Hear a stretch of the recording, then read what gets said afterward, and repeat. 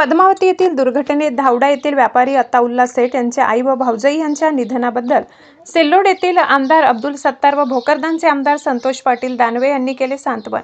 भोकरदन तालुक्यातील पद्मावती येथे 7 ऑगस्ट रोजी शुक्रवारी सायंकाळी घडलेल्या अत्यंत दुर्दैवी घटनेत धावडा येथील अताउल्ला सेठ यांचे आई अख्तर बी अमानुल्ला खान आणि भाऊजाई सुलताना बेगम जियाउल्ला खान यांच्या पत्नीचे निधन झाले। या दुःखद प्रसंगी त्यांच्यावर धावडा येथील कब्रस्थानात शनिवारी दुपारी 2 वाजता शोकाकुल वातावरणात दफनविधी करण्यात आले।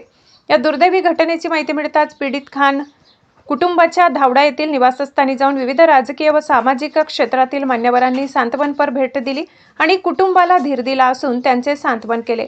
यावेळी भोकरदन जाफराबाद संघाचे आमदार संतोष पाटील दानवे व सिल्लोड मतदारसंघाचे आमदार अब्दुल सत्तार यांनी निवासस्थानी जाऊन कुटुंबाचे विचारपूस करून त्यांना धीर दिला असून यावेळी भोकरदनचे शेख नजीर भाई, माजी नगराध्यक्ष भोकरदन केशव तायडे, तालुका अध्यक्ष सिल्लोड शेख सलीम, पंचायत समिती सदस्य शिवणा ठोंबरे पाटील, अजित सेठ माजी उपसभापती सिल्लोड, नंदकुमार सहारे, ताठे साहेब माजी जिल्हाध्यक्ष राजाभाऊ देशमुख, त्र्यंबकप्पा पाबडे तालुका अध्यक्ष अब्दुल सत्तार, शहराध्यक्ष भोकरदन शेख रिजवान भोकरदन, गुड्डू कादरी भोकरदन यासह धावडा येथील उपसरपंच इक्बाल खान पठाण, डॉक्टर प्रमोद कुलकर्णी, पत्रकार आदी मान्यवरांनी उपस्थित राहून कुटुंबियांचे सांत्वन केले। तसेच या घटनेतील जखमी व्यक्ती लवकरात लवकर बरे व्हावेत अशी प्रार्थना ईश्वर अल्लाहच्या दरबारात व्यक्त केली।